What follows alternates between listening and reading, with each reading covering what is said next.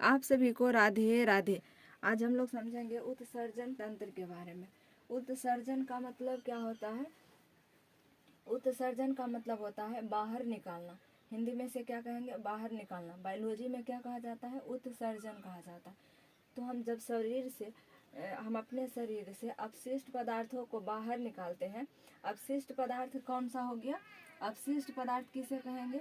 जो हमारे शरीर में अनावश्यक चीज़ है, जैसे जैसे पेशाब हो गया, ये अनावश्यक है। मल हो गया, ये सब अनावश्यक हो गया। हमारे शरीर में जो पसीना होता है वो सब भी अनावश्यक हो गया, यानी अपशिष्ट हो गया। और शरीर में जो कार्बन डाइऑक्साइड होता है वह भी अपशिष्ट हो गया। तो ये सब अपशिष्ट का एग्जाम्पल है। जो बेकार होता है शरीर के लिए उसे क्या कहते हैं? अपशिष्ट। तो अपशिष्ट पदार्थों का उत्सर्जन करना, अपशिष्ट पदार्थों का उत्सर्जन करना ही क्या कहलाता है? उत्सर्जन कहलाता है। ठीक है। जो अंग इसे उत्सर्जित करता है, यानी जो अंग इसे बाहर निकालता है, उसे उत्सर्जी अंग कहते हैं। उत्सर्जी अंग कहते हैं। उत्सर्जी अंग किसे कहेंगे? जो अनावश्यक पदार्थों को बाहर निकालेगा उसे उत्सर्जी अंग कहेंगे। तो अच्छा, उत्सर्जी अंग का एग्जाम्पल कौन कौन सा है? उत्सर्जी अंग का एग्जाम्पल हो जाएगा, उत्सर्जी अंग का एग्जाम्पल है फेफड़ा। फेफड़ा का क्या काम है? उत्सर्जन करना। अच्छा, फेफड़ा हो गया। फेफड़ा क्या चीज़ का उत्सर्जन करता है? फेफड़ा हमारे शरीर से CO2 का उत्सर्जन करता है। फेफड़ा क्या चीज़ का उत्सर्जन करता है? CO2 का उत्सर्जन करता है। अमोनिया, ये फेफड़ा का और एक काम है वाष्पशील पदार्थों को बाहर निकालना। वाष्पशील पदार्थ, वाष्पशील पदार्थ किसे कहा? वाष्पशील पदार्थ मतलब जो हम ठंडी के मौसम में मुंह से भाप फेंकते हैं उसे उसे क्या कहेंगे? वाष्पशील। तो वो कार्य कौन करता है? फेफड़ा करता है। तो वाष्पशील पदार्थों को बाहर निकालने का कार्य फेफड़ा करता है। दूसरा उत्सर्जी अंग है हमारे आंत। दूसरा उत्सर्जी अंग आंत होता है। आंत दूसरा उत्सर्जी अंग कौन सा है? आंत। और तीसरा उत्सर्जी अंग है यकृत। यकृत तीसरा उत्सर्जी अंग कौन सा है? यकृत। यकृत का काम क्या है? यकृत क्या चीज़ का उत्सर्जन करता है? तो यह यूरिया को क्या चीज़ खतरनाक, जो हमारे शरीर में अमोनिया बनता है, अमोनिया को यूरिया में बदलने का काम कौन करता है? यकृत करता है। अमोनिया को यूरिया में बदलता है। कौन बदलता है? यकृत बदलता है। अमोनिया को यूरिया में बदलता है यकृत। चौथा उत्सर्जी अंग हो गया, चौथा उत्सर्जी अंग होता है त्वचा। त्वचा ये क्या काम करता है? यह पसीना को बाहर निकालता है। किसे बाहर निकालता है? पसीना को। और सीबम को भी बाहर निकालता है। सीबम, सीबम किसे कहा जाता है? सीबम जब हम सुबह में सोकर उठते हैं तो नाक के पास तेल जैसा चपचपा हो जाता है, उसे ही क्या कहा जाता है? सीबम। उसे सीबम कहते हैं। तो त्वचा क्या चीज़ का उत्सर्जन करता है? पसीना का और सीबम का। दो चीज़ का उत्सर्जन कौन करता है? त्वचा। और पांचवा है उत्सर्जी अंग किडनी।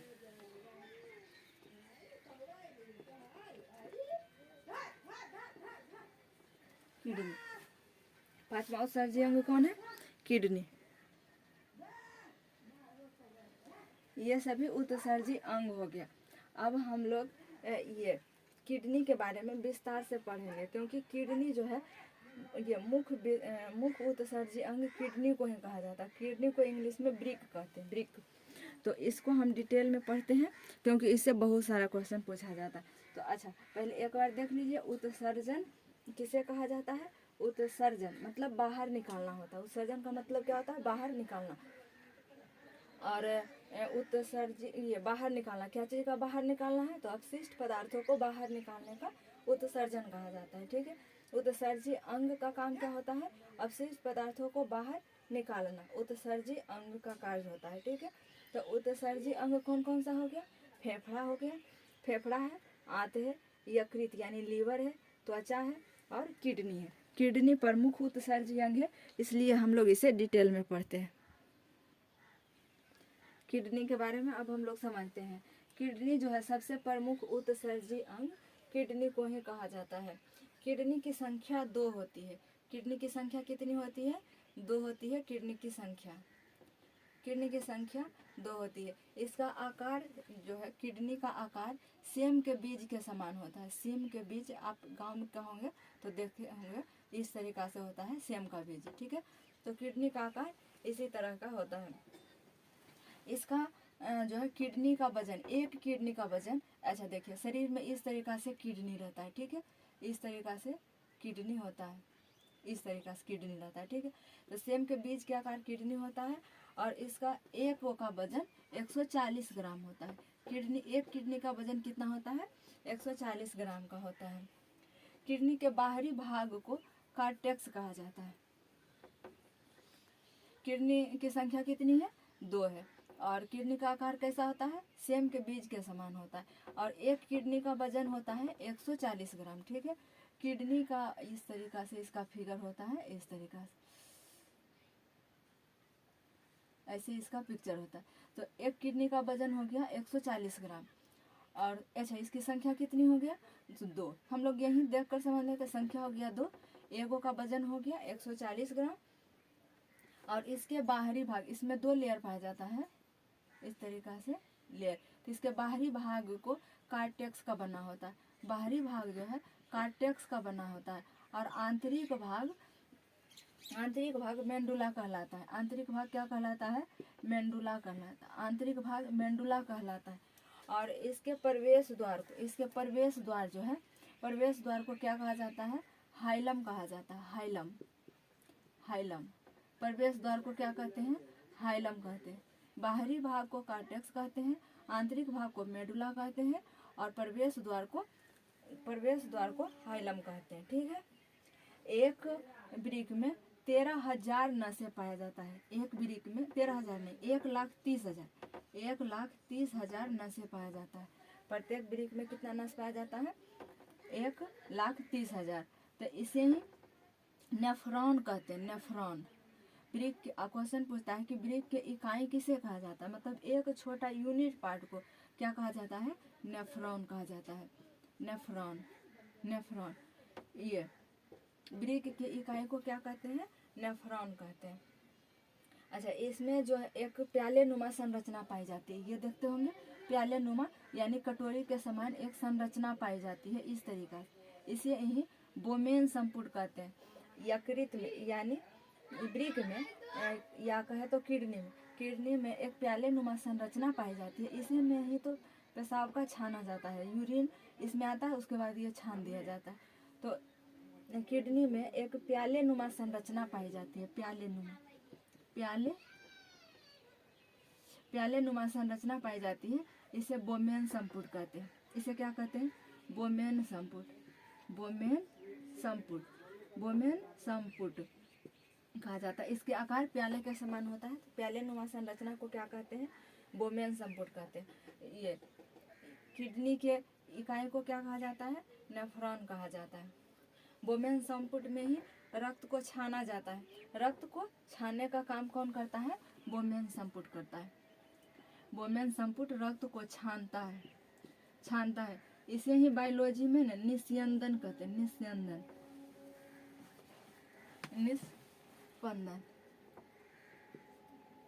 और इसे इंग्लिश में अल्ट्राफिल्ट्रेशन कहते हैं।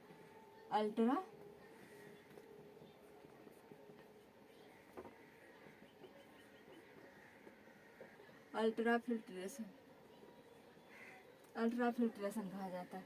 छानना को क्या कहा जाता है? इंग्लिश में अल्ट्राफिल्ट्रेशन करना है, ठीक है।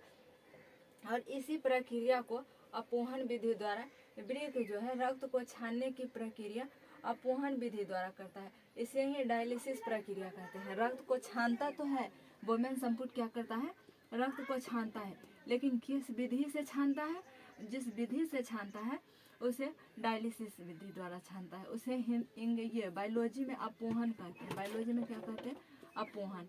और इसे इंग्लिश में डायलिसिस कहते हैं। डायलिसिस, इंग्लिश में क्या कहते हैं? डायलिसिस। तो बोमेन संपुट का काम है रक्त को छानना, और छानने की क्रिया को निस्पंदन कहा जाता है। और किस विधि से छाना जाता है? तो रक्त किस विधि से छाना जाता है? डायलिसिस विधि से छाना जाता है, यानी अपोहन विधि से छाना जाता है। ये मूत्र का निर्माण कहाँ होता है, यानी यूरिन। यूरिन का निर्माण कहाँ होता है, वृक्क में होता है। पेशाब यानी यूरिन का निर्माण कहाँ होता है, तो वृक्क में यूरिन का निर्माण होता है। ठीक है, यूरिन का निर्माण वृक्क में होता है। इसमें 95% जल पाया जाता है और 2% यूरिया पाया जाता है। 2% यूरिया पाया जाता है और 95% क्या पाया जाता है, जल। 95% जल है और 2% यूरिया पाया जाता है इसमें। ये क्या बोलता है, मूत्र का अगर पीएच मान देखें, पीएच मान, इसका पीएच मान 4.5 से 8.5 होता है। एग्जैक्ट वैल्यू 4.8 से 8.4 तक होता है, इसका पीएच मान होता है। या अगर मोटा मोटी याद करें तो इसे 4.5 से 8.5 कहा जा सकता है। तो ये क्या हो गया, अम्लीय हो गया, अम्लीय होता है। अम्लीय हो जाएगा क्योंकि 7 से जो नीचे का पीएच मान होता है वो अम्लीय होता है और 7 से ऊपर का जो पीएच मान हो गया वो क्षारीय होता है। तो ये अम्लीय होगा क्योंकि यहाँ देख रहे हैं ज़्यादा अम्लीय की तरफ इसका झुकाव ज़्यादा है। तो इसकी प्रकृति कैसी होती है, ये अम्लीय होती है। अच्छा, पेशाब जो है पीला क्यों होता है, पेशाब पीला होता है बिलिरुबिन के कारण। पेशाब पीला होता है बिलिरुबिन के कारण, ये यूरोक्रोम की वजह से। यूरोक्रोम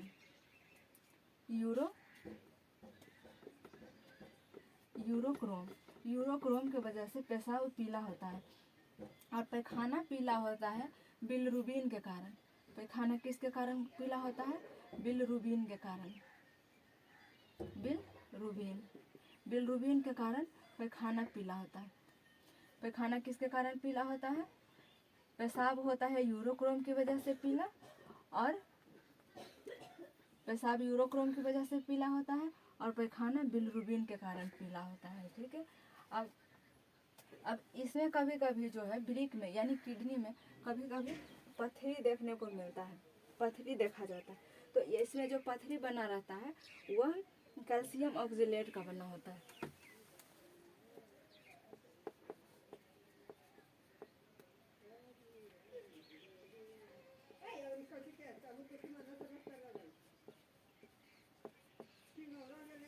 कैल्शियम ऑक्जेलेट का बना होता है।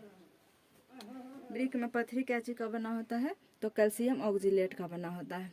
ठीक है, इसे एक बार रिवीजन कीजिए। उत्सर्जन तंत्र के अंतर्गत कौन आता है, उत्सर्जन का मतलब क्या होता है, बाहर निकालना।